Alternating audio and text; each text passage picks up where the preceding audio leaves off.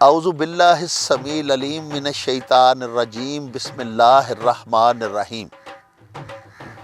प्यारे वेखन वालिओ, सज्जनों ते मित्रों, बुजुर्गों, नौजवानों ते साडे देश पंजाब दे दुनिया भर दे विच वसन वाले धीओ पुत्रो, अज 21 फरवरी है ते दुनिया भर दे विच अज मादरी जुबानां दा आलमी दिन मनाया जा रहा है।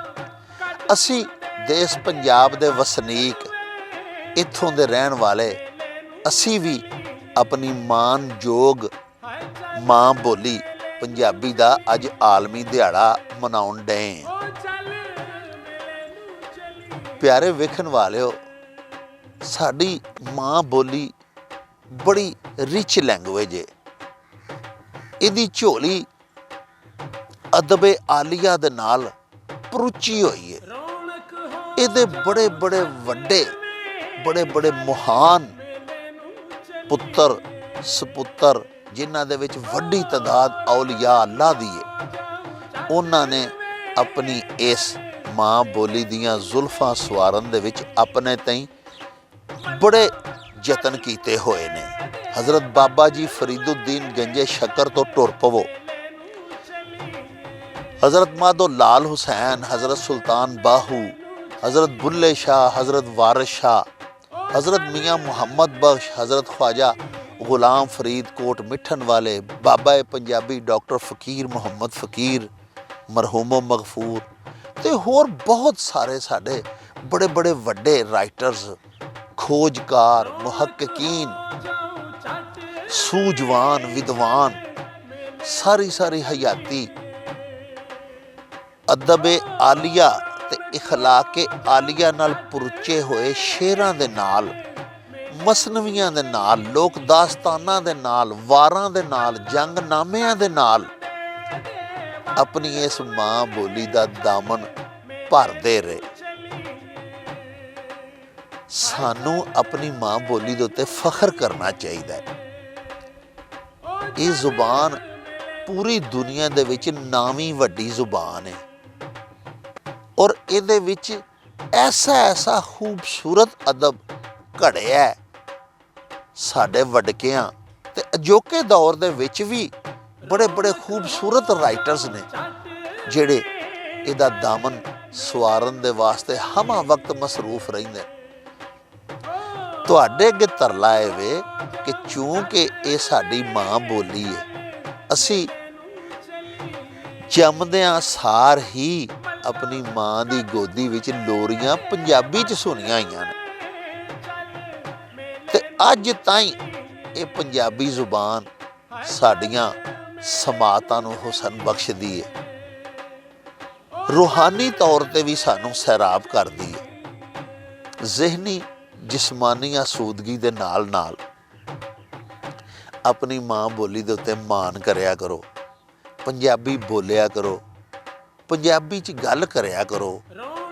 बड़ा चंगा लगदा जदों देश पंजाब दा कोई बड़ा वड्डा अफसर, बड़ा नेक ते आला बुलंद मुकाम दा हामल सपुत्तर पंजाबी च गल करदा। ऐ साडे चढ़दे पंजाब विच तुसीं वेख लवो, एडे वड्डे थावां ते साडे सिख भरा पहुँच चुके ने, लेकिन बोलदे पंजाबी ने, क्योंकि देश पंजाब दे, मशरकी पंजाब दे रहन वाले। सानू भी अपनी मां बोली ते फखर करना चाहिए। ये जिहड़ा चैनल है तुहाडा अपना चैनल मेला न्यूज़ TV, ये अल्लाह सच्चा जानदा है, सिर्फ पंजाबी जुबान की प्रमोशन, इहदी तरक्की ते इहदे फरोग दे वास्ते असां ये चैनल चलाया है ते इनू असां कल्लियां नहीं चलाना, तुसां साडे नाल रल के इनू चलाना है। प्यारे वेखन वालिओ, देश पंजाब दा कल्चर अपना है, अपनी तहजीब है, अपना तमद्दन है, जिहड़ा हुण गुआचदा जा रहा है।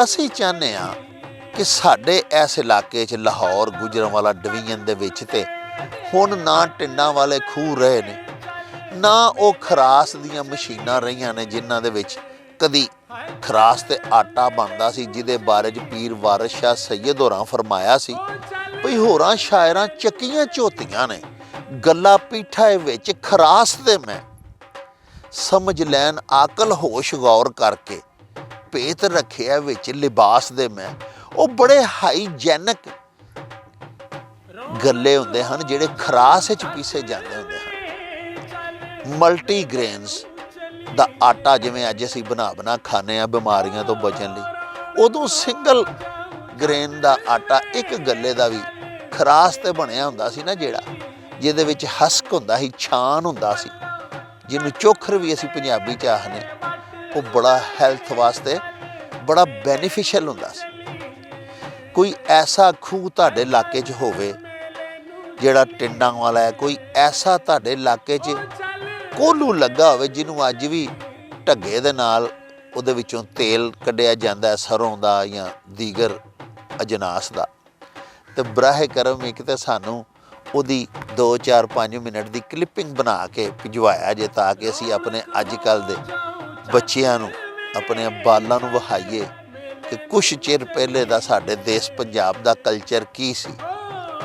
ਔਰ ਨੇਚਰ ਦੇ ਬਹੁਤ ਕਰੀਬ ਕਲਚਰ ਸੀ।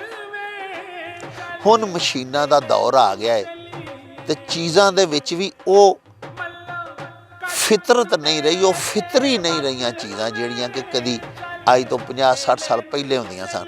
ਤੇ ਨਾਲੇ ਸਾਡੇ ਬਾਲਾਂ ਨੂੰ, ਅਜੋਕੇ ਅੱਜ ਕੱਲ੍ਹ ਦੇ ਬੱਚਿਆਂ ਨੂੰ ਉਹਨਾਂ ਚੀਜ਼ਾਂ ਦਾ ਹੀ ਪਤਾ ਨਹੀਂ।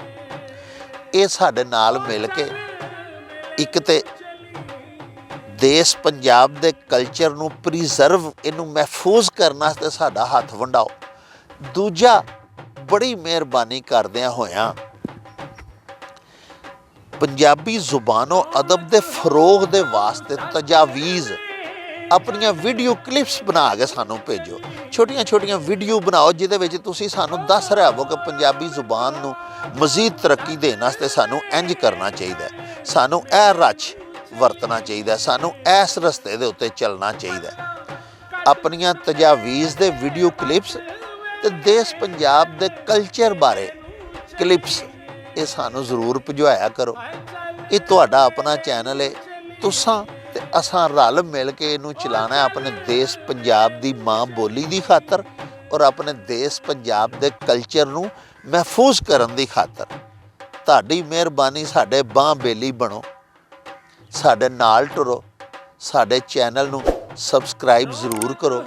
ਦੁਨੀਆ ਭਰ ਦੇ ਵਿੱਚ ਜਿੱਥੇ ਵੀ ਕੋਈ ਪੰਜਾਬੀ ਵੱਸਦਾ, ਆਪਣੀ ਮਾਂ ਬੋਲੀ ਦਾ ਹੱਕ ਅਦਾ ਕਰਦਿਆਂ ਹੋਇਆਂ ਸਾਡੇ ਚੈਨਲ ਦੇ ਵਿੱਚ ਜ਼ਰੂਰ ਥੋੜ੍ਹਾ ਬਹੁਤ ਹਿੱਸਾ ਪਾਓ ਆਪਣੀ ਗੁਫ਼ਤਗੂ ਦਾ, ਆਪਣੇ ਬਚਪਨ ਦੀਆਂ ਯਾਦਾਂ ਦਾ, ਖੂਬਸੂਰਤ ਕਹਾਣੀਆਂ ਦਾ, ਉਹ ਖੂਬਸੂਰਤ ਰਸਮੋ ਰਿਵਾਜ ਜਿਹੜੇ ਹੁਣ ਅਸੀਂ ਛੱਡ ਗਏ ਹਾਂ, ਉਹ ਆਪਣੇ ਬਜ਼ੁਰਗਾਂ ਕੋਲੋਂ, ਆਪਣੇ ਨਾਨਾ ਜੀ ਕੋਲੋਂ, ਆਪਣੇ ਦਾਦਾ ਜੀ ਕੋਲੋਂ ਰਿਕਾਰਡ ਕਰਕੇ ਵੀਡੀਓ ਕਲਿੱਪ ਦੀ ਸ਼ਕਲ ਵਿੱਚ ਸਾਨੂੰ ਜ਼ਰੂਰ ਭਿਜਵਾਓ।